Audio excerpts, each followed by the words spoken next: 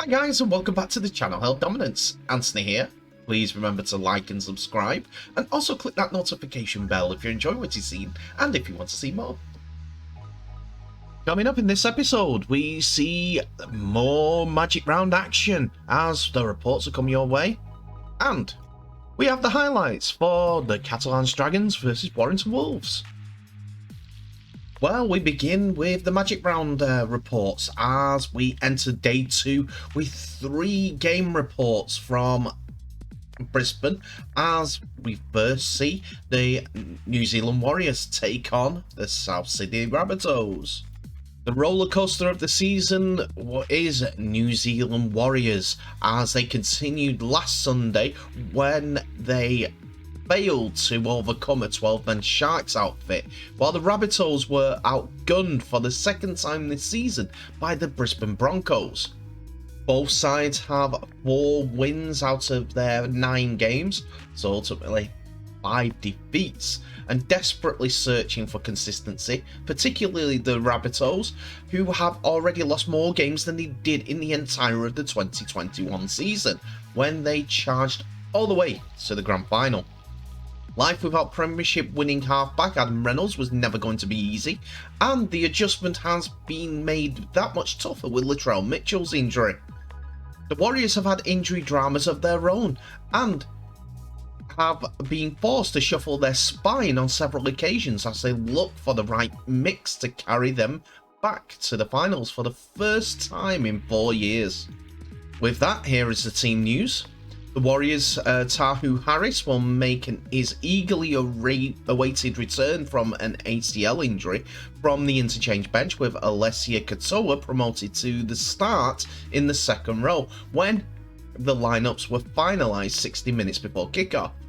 Jazz Tavenga shifts to hooker to cover for Wade Egan, while Ewan Aitken, who's suffering from a concussion, is also a late withdrawal.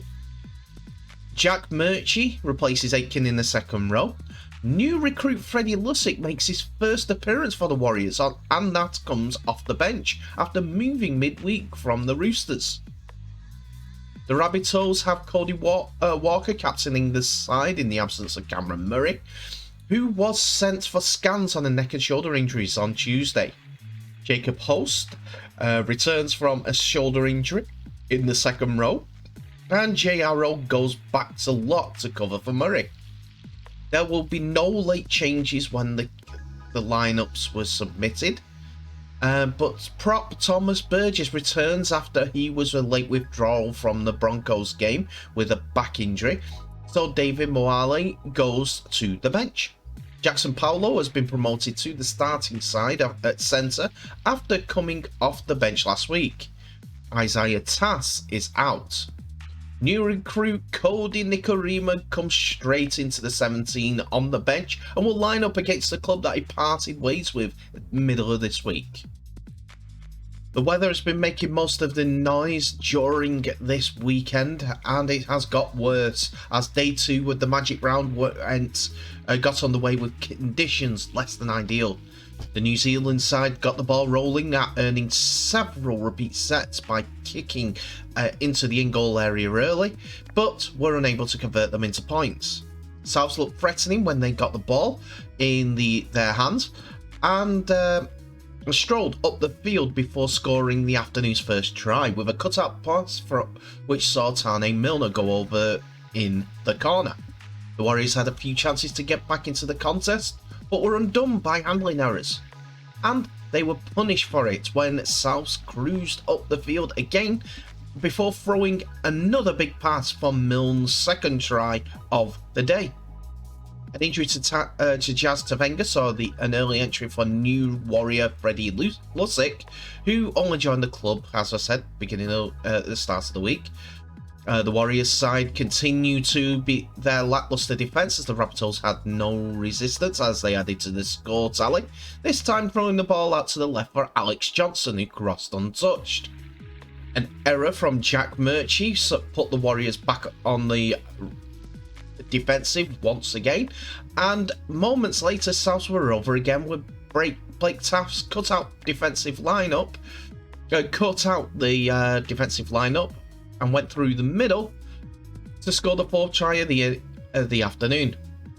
The Warriors managed to finish the set, but they struggled making any meters. The Souths were right back in the Warriors' red zone, but the New Zealand Warriors side were able to stop them from scoring, forcing an error, which was scooped up by Dejan Asi, who ran 40 metres before passing to Adam Pompey, who was dragged down. Johnson decided to kick early in the tackle count, but Dalin Watani-Zelezniak was unable to outrun Johnson, who did well to get himself out of the in-goal area. South surged up the field once again, making a mockery of the Warriors' defence before Damien Cook crashed over for his side's fifth try.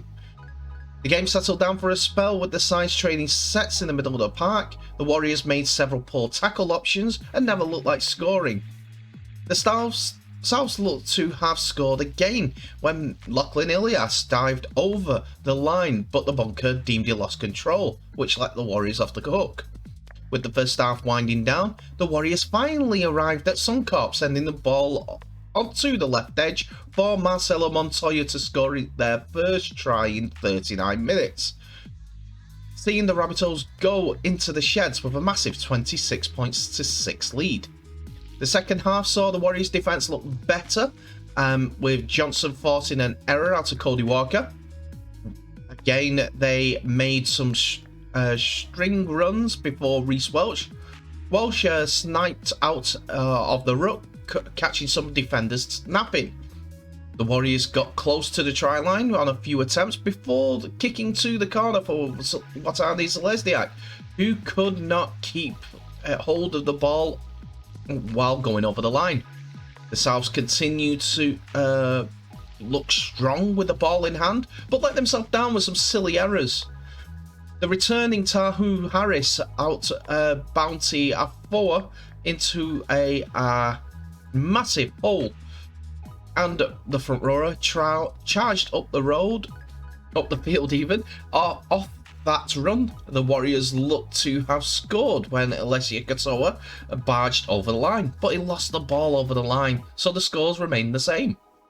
Souths managed to hold the ball for an entire set midway through the half, and were into try-scoring ways when Walker flung the cutout pass to Johnson, who passed back inside for Ilias, who, after a wrestle with Tavenga in the in-goal area, managed to get the ball down for the first try of the second half. The sides traded sets once again for a spell, but the Warriors managed a repeat set from a Johnson grubber. But they struggled with cohesion, and a wayward pass found the grass before being picked up by Campbell Graham, who sent Johnston scorching down the park, evading Warrior defenders with ease. The Warriors survived the set and got their fans out of their seats when Matt Lodge offload found its way to Johnson in open space. He zigged and zagged before being dragged down. The ball was fired to Walsh, who put a kick to the corner, which was tapped back to Pompey for the Warriors' second try of the afternoon. The conversion by Walsh was the highlight worthy as it hit both posts. On the next try, Walsh was back in the hunt again, leaping for a bomb unsuccessfully before a Rabbitohs error handed the makeshift home side the ball again. Arceus earned the Warriors a repeat set when Taft could not control his grubber in the in-goal area, and after a strong run from Adam Penny, the Warriors were over again with Tavenga snuck over from dummy half. The Warriors kept the momentum on their side and looked close to scoring again when Johnson pushed a grubber through, but he could not ground it. The bunker deemed that Cook had impeded Walsh's path to the ball though, and he was sent to the sin bin. The Warriors wasted little time to take advantage, with Ase running against the flow of the play and scoring under the posts. Rabbitohs fans breathed a sigh of relief when Walsh lost possession on the next set, but it didn't last long as South coughed up the ball a few tackles later. A penalty against the Rabbitohs handed the Warriors an excellent field position, and they were over once again when Montoya crossed over in the corner. With less than a minute on the clock, the New Zealand side needed a miracle, but it wasn't to be, as Johnson's 2-point goal was charged down before both sides traded knock-ons. Warriors decided to challenge the call, but the bunker advised that the Rabbitohs were accidentally offside, but it wasn't enough to give a penalty. So the Rabbitohs managed to hold on for a tight victory. Tighter than they thought, as they won 32 points to 30. We push on to game 2 now, as we see the Gold Coast Titans host the Dragons at the game 2 of Magic Round. Both sides were licking their wounds after thumping losses in round 9 and were looking to turn things around on the big stage at Suncorp Stadium. The Dragons traditionally have a strong support in Brisbane, and they'll hope that the large Red V contingent can help them return to the form that carried them to 3 wins on the trot before Sunday's loss against the Melbourne Storm. The Titans were in the hunt early in the second half when they were trailing 24 points to 6, with but 4 tries in the last 15 minutes to James Tedesco's inspired Roosters consigned them to the 5th loss on the trot. In 2021, it was the Titans who proved far too strong for the Dragons in a 32 points to 10 win in round 19, with halfback Toby Sexton making a fine debut in the NRL and David Fafita running for 160 metres and 13 tackle bursts. With that, here are the teams. So, Jaden Campbell returns for the Titans as fullback for his first NRL game since round 3. AJ Brimson shifts to 5'8", and Will Smith is out of the squad. Bill Sammy returns from a knee injury on the wing, with Corey Thompson replacing Jermaine Isako on the other, when the squads were finalised 60 minutes before the kickoff. Essen Masters returns to the centres and Patrick Herbert drops out. Kevin Proctor is out also. Isaac Louis goes from prop to second row, and Jared Wallace is the new face in the front row.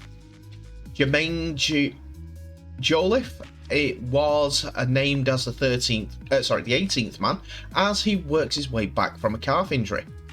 For the Dragons, team fullback Tyrell Sloan returns to the side after 6 weeks in the New South Wales Cup, with Moses Mbai to take over at dummy half duties.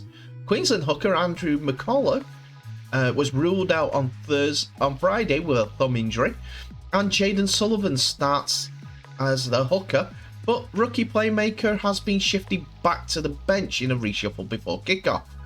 Blake Lowry will be the starting at prop, with Jack DeBellin moving to lock, and Tarek Sims to the interchange, along with Jack Goziewski and Aaron Woods, as well as Sullivan. We go into the first half, and the Titans came out firing, as they were led by impressive forward duo Moeaki Futuaka and Tino Fasumalawe. Fasumalawe running back and testing the opposing pack. I apologise if I got those 2 names wrong. I will try my best and better. Toby Sexton's kicking game was on point early, continually putting the Dragons under pressure and forcing them into a number of dropouts. This pressure paid off with a Sexton bomb, leading to AJ Brimson's try in the corner for the first points of the match. No signs of easing up, the Titans continue to make cheap meters, with the Dragons doing themselves no favours, giving away a number of ruck infringements, which eventually led to Josh Maguire being sent to the bin for a professional foul. Showing their intent and sensing more points, the Titans were on the attack again, only for the resilience of the Dragons' defence turning them away. After what must have felt like an age, the Dragons finally found themselves in foreign territory, and after 20 minutes of play, finally made it to the opposition's half. Despite being down to 12 men, Ben Hunt sets up an impressive backline move before Moses Suley put Matthew Farage over in the corner. Back on even terms, both on the scoreboard and with Maguire back on the field, both sides looked to try and take an advantage in the half, despite showing great effort and attitude with their defence to the start of the half. The Dragons were caught napping with another brilliant Sexton kick, which was pounced on this time by Bo Firma. With 3 Dragons players around him, they should have easily cleaned this up and let the Titans take the early momentum with a 10 points to full lead at half time. There must have been an attacking pull to one stand behind the goals throughout this entire game, as it was the Dragons with the early attacking intent, piling on the pressure on the Titans. Again, showing why he's a Premier kicker, a Hunt 40-20 set his side for an attacking raid into the Titans' goal line. However, in scenes what would have been pleasing for Justin Holbrook, the Titans were stoic and desperate as they continued to take away an aggressive Dragons attack. It looked like Suley had finally broken through, only for replays to show that Jack Bird had obstructed Campbell in the lead-up. Only a few sets later, Jack de Belling displayed flashes of his representative credentials, crashing over after some great lead-up work from Tala Amone. Just as it looked as though momentum was finally in the Dragons' favour, Campbell showed why he's one of the great young fullbacks in the competition. Fielding a towering Hunt bomb, he took the catch and then lit up Suncop with a darting 50-metre run, beating 5 defenders in the process. This had the potential to set up a Titans' attacking chances, but poor handling again, and a lack of patience gifted the ball back to the Dragons. With the pressure released, Hunt took control, and after a number of impressive runs, they found themselves back in great attacking position. While Michaeli Ravalawa was denied a try, the Blanco caught a shoulder charge in the lead up to the play. Zach Lomax slotted a difficult sideline conversion to put the Dragons in front.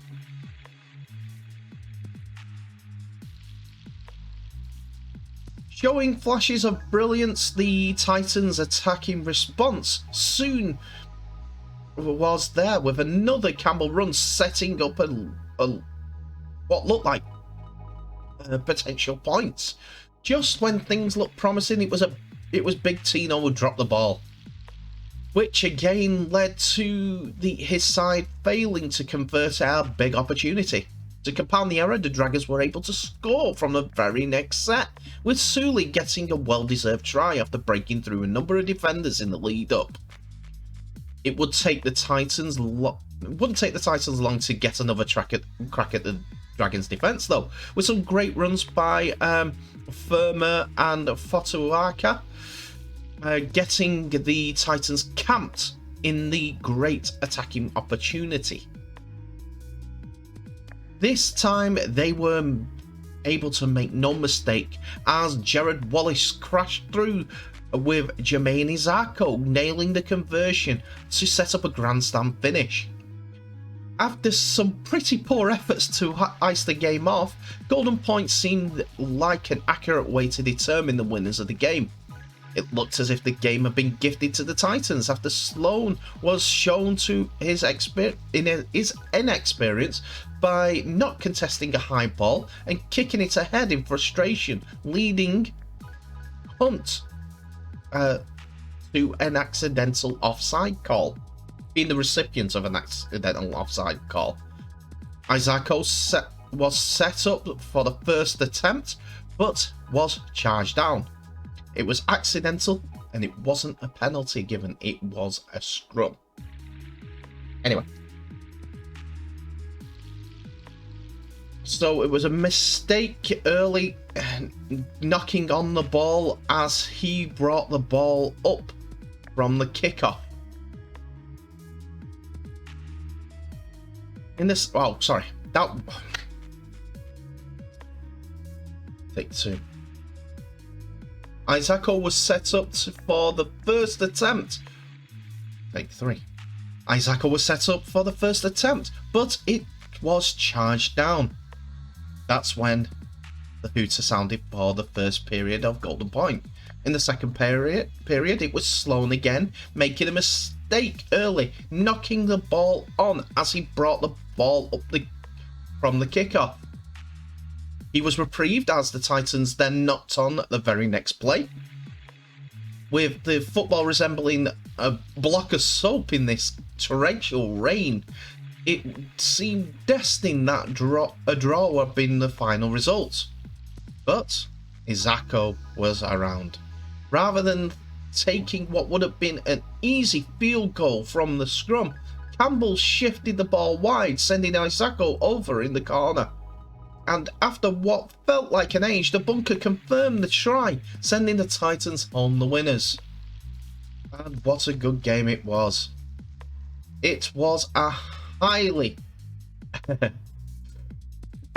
entertaining match with lots of chances for both sides. Justin Holbrook will hope that his Titans side can use this to build on what has been a disappointing season so far, as they've won 20 points to 16.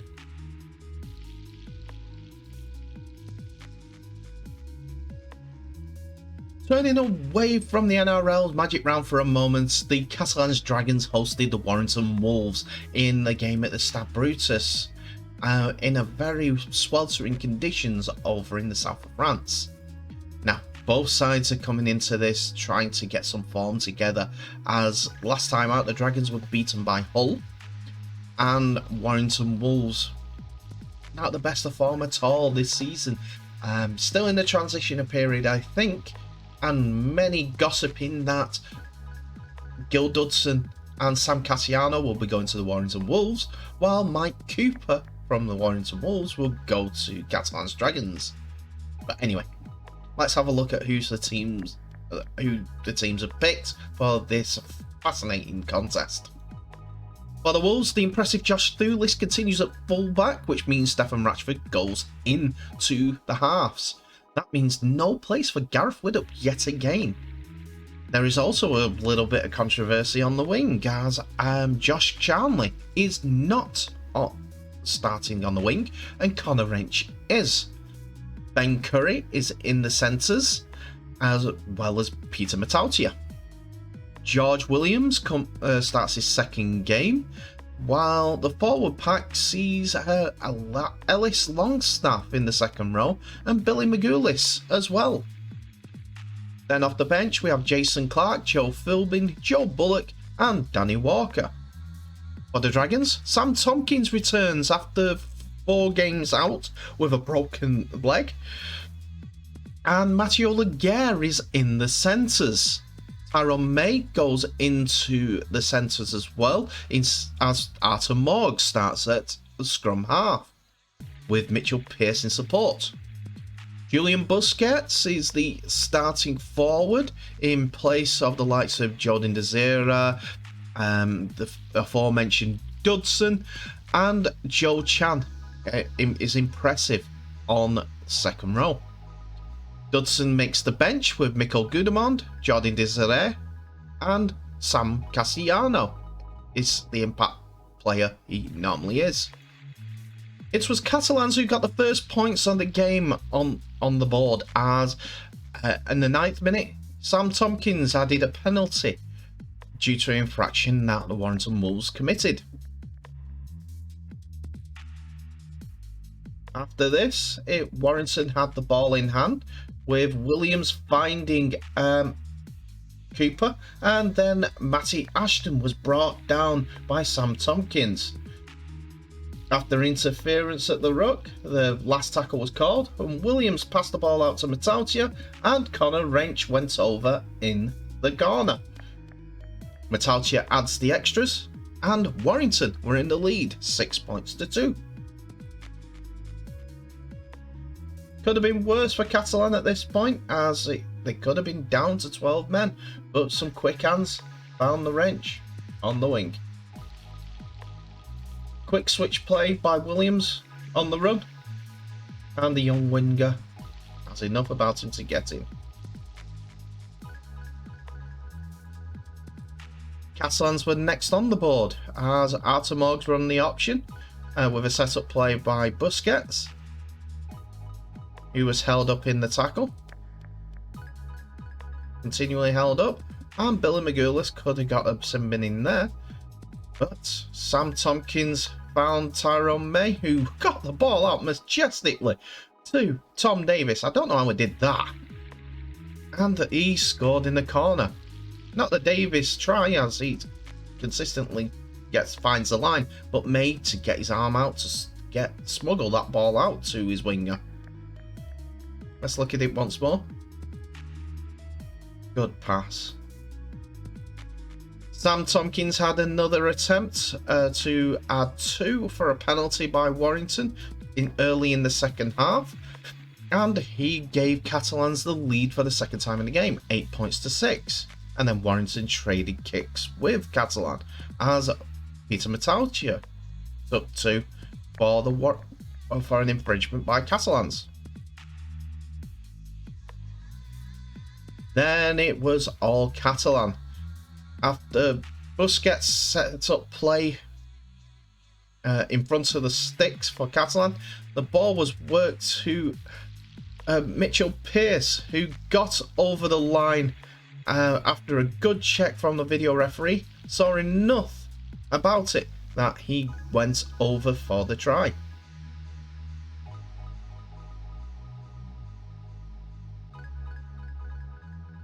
There. Just saw it. Some good attempts at tackling by the Warrington youngsters, but Mitchell Pearce was wily enough to get over the line.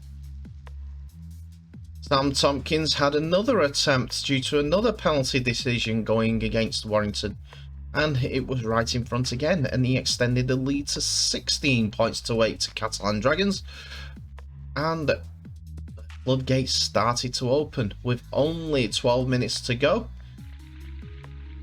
Benjamin Garcia led the charge into the line, and Mickey McAloran found Julian Busquets, who went over with a long reach to score his first try of the season. Just a long reach, simple, poor defending by Warrington though. Catalans had come again. Sam Cassiano break found his Gil Dudson, who had enough about him, enough momentum to get over the line to score the try.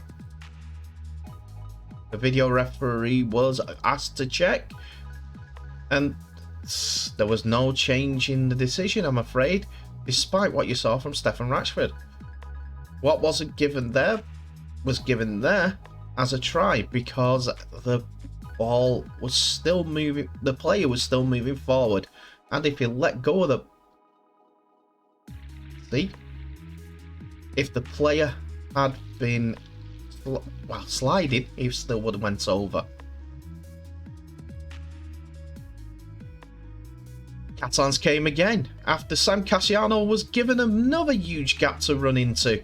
He was looking around for backup, and he found it in Artemorgs, who bulleted the ball out wide, and it carried on to Fuad Yaha, who stepped inside the young wrench to score to extend Catalan's lead to 32 points to 8 with the conversion.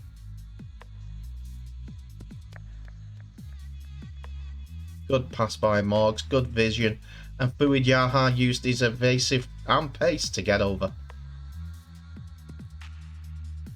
After another penalty for Catalan, a kick over the top found Fuad Yaha, who passed the ball back inside for Artemorgs to score the final try of the game, which was converted.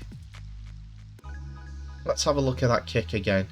Cassiano out the back to Mitchell Pearce, and he just dinks it over the top with Fuad Yaha on the drive. Fantastic pass inside, great awareness. This French squad is getting better. With the final 2 kicks being taken by Artur Morgs, the final score was 40 points to 8 in the Catalan side's favour. And we end today's episode back at the Magic Round as the 2 favourites for the NRL League Leaders Shield and also winning it all came head to head as the Pink Panthers, the Penrith Panthers, faced the Melbourne Storm in what was sure to be a fantastic spectacle. In front of a sold-out crowd at Suncorp Stadium in Magic Round, with both sides boasting an 8-1 record, both sitting first and second on the ladder, the hype was building throughout the week before the last 2 premiers squared off against each other on Saturday night. For the 2020 champions Melbourne, the injuries to star halfback Jerome Hughes, fullback Ryan Papenhuyzen and centres Remy Smith left some big holes to fill, but such is their depth that few expected them to miss a beat. For defending premiers Penrith, motivation is twofold, making amends for their shot loss to the Eels in round 9 and taking down the team that most regard as their biggest threat to back-to-back titles. So, here's the team's rundown. For the Storm, rookie playmaker Cooper Johns will replace Jerome Hughes, who has a calf injury, after the Kiwi halfback failed a late fitness test and was forced to join star fullback Ryan Papenhuyzen, who has knee and hamstring issues, in the grandstands. It will be the 8th NRL appearance and the first of the season for the son of former Kangaroos 5'8", Matt Johns. The 22-year-old will join Tyron Wishart, the son of fellow former Kangaroo Rod Wishart, in an experienced Storm spine. After originally naming Nick Meaney as the number 1 to replace Papenhuyzen, Coach Craig Bellamy opted Friday to promote Wishart from the bench to fullback and send Meaney back to his usual spot on the wing. Dean Ieremia drops out and Tui Kamicha is the new face on the bench. Centre Remy Smith with a pectoral injury is out, and the NRL has granted approval for development squad member Marion Seve to be selected. For the Panthers, bench forward Scott Sorensen returns after missing the Eels game due to illness, and Matt Eisenhuth gets back to the reserve list. There will be no further changes to the squad or to the starting side, but Coach Ivan Cleary will miss the clash after undergoing a second knee surgery. Assistant coaches Andrew Webster and Cameron Ciraldo will take charge of the side as they did last week against the Eels. The Panthers bounced back from their first loss of this season to down a brave but undermanned Storm outfit 32 points to 6 at Suncorp Stadium on Saturday night. The Panthers quickly put their loss last week against the Parramatta Eels behind them when Nathan Cleary and Isaiah Yeo combined before Jerome Luai put centre Isaac Tago over with an inside ball in the 6th minute. When Fiji strike forward, Valami Kickhouse soared above Marion Seve to latch onto a Cleary crossfield kick to score in the 10th minute. The Premiers were scoring at better than even time. The Storm had been starved of possession, but star 5'8" Cameron Munster managed to get them back in the game in the 18th minute when he followed up a one-on-one steal with a perfectly placed crossfield kick for the unmarked Nick Meaney to score. Munster then came up with another big play for his side when he held up Stephen Crichton over the try line 5 minutes later. But a high tackle by Meaney on Dylan Edwards enabled Cleary to kick a penalty goal. Tago's second try just 2 minutes later after Melbourne's fullback Tyron Wishart spilled a Luai bomb, proved to be a hammer blow for to the Storm as they went to the break trailing 20 points to 6. Luai scored a try of his own in the 55th minute after Cleary found kick-out with a short pass, and the Star second rower managed to get an offload away to the New South Wales and Samoa 5-8. A 62nd minute Crichton try threatened to see the scoreline get ugly for Melbourne, but they never gave in and Penrith did not score again for the rest of the game. The weather was appalling, but the Panthers weren't afraid to play enterprising football, and they quickly put an undermanned Storm on the back foot when their three main playmakers, Nathan Cleary, Isaiah Yeo, and Jerome Luai, combined for Isaac Tago's first try in what was the play of the game. Yes, they would have liked to have scored more, but 32 points to 6 against their rivals in the competition is enough at this time of the season. And that's it for another episode, ladies and gentlemen. Thank you so much for watching. Please remember to like, subscribe and share this video worldwide, as well as clicking that notification bell for any new videos that may be coming your way in the next few days. Tell me what your thoughts are of the 4 games that we went through today. A lot of information gone through, but it's all information about the games. First of all, the Titans getting a win over the Dragons. I'll get that right. A close win for the Rabbitohs against the schizophrenic New Zealand Warriors. What more can you say against them? It's different things every single game. They need a bit more oomph rather than potential. And the Panthers beating the Melbourne Storm. Say as much as you want about Pappenhausen and Jerome Hughes and also Remy Smith. They make that Storm side a lot better. So the reverse fixture will be quite interesting to see how things go. And Catalans, 40 points to 8 against Warrington. Victory at home. Big following from Warrington, and weren't given the show, I'm afraid. A couple of decisions did go against them which were a bit squiffy, shall we say that. But at the end of the day, Catalans played to the whistle and won. Tell me what your thoughts are in the comments below. Anyway, thank you so much for watching. Please remember to share this video worldwide. And also, I'll wish you all the best. Please stay safe, and I'll see you in the next episode.